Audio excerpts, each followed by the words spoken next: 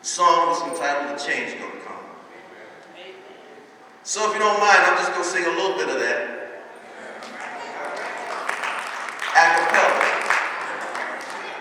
a cappella. But I thought it would be apropos to sing that right before presenting this to the chief. I was born by the river in a little tent. Oh, and just like the river, I've been running ever since.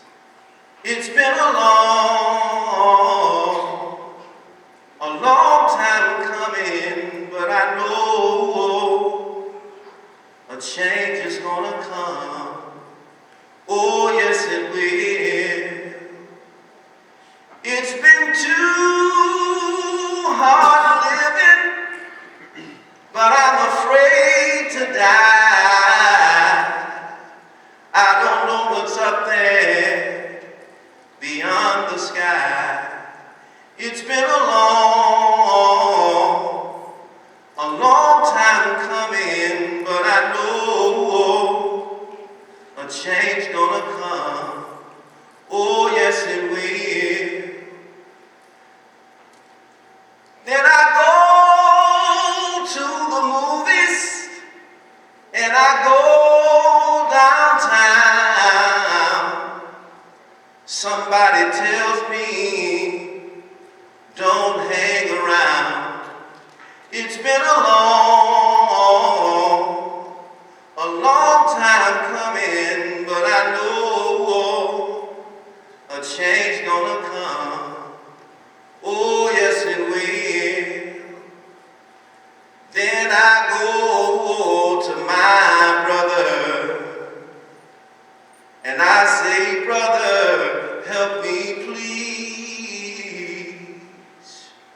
But he wised up, not in me. And I got on my knees. Whoa,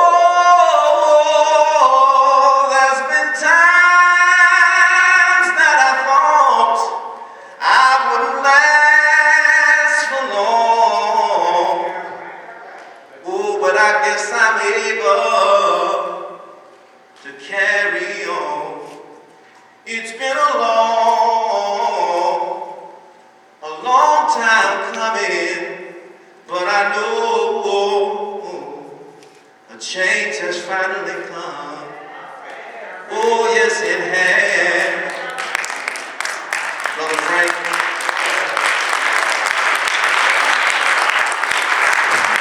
A change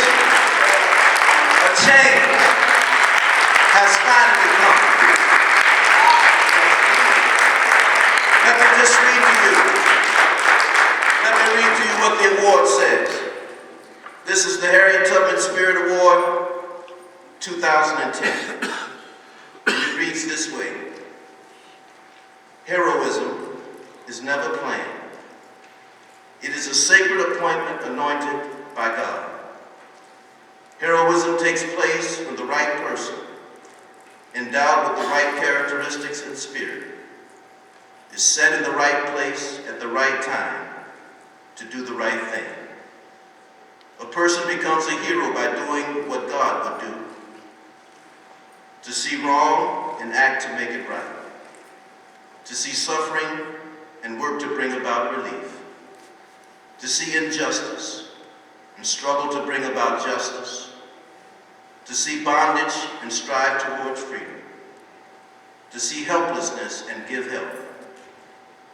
For extraordinary service to humanity, an unyielding desire to help those who suffer, and the courage to take the risk to do so. On behalf of Bethany Baptist Church, we present this award to Frank Fowler, Syracuse Police Chief. Chief Fowler.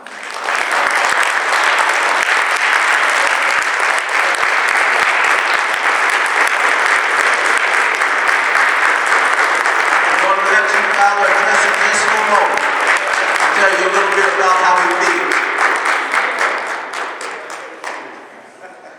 For starters, when Pastor Turner was up here talking, I'm sitting there listening, and I'm thinking, man, I want to meet that brother who he's talking about. Because thanks, Pastor. I really appreciate that. You know, it's really important for me, particularly around young people, to let them know the person that I am and where I came from. You know, when it may be easy to put a person in a suit, to give a person a position and a title, and I tell you, I have a position and I have a title, a very good one too.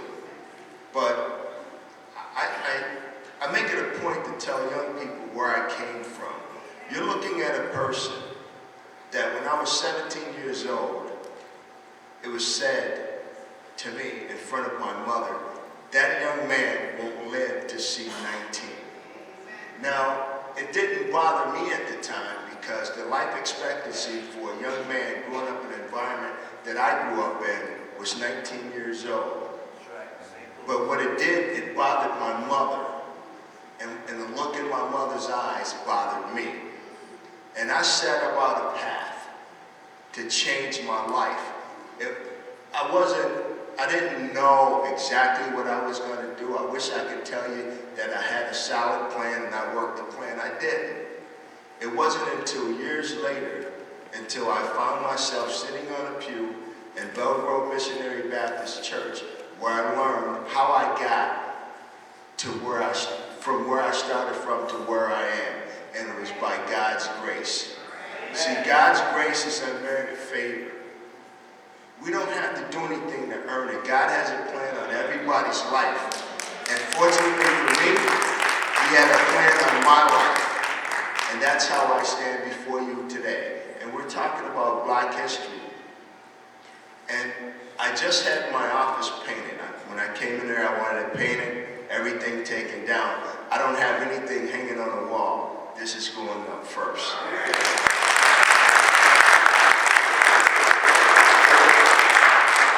Place I go with an office, there's three other things that I have in there. There's three portraits.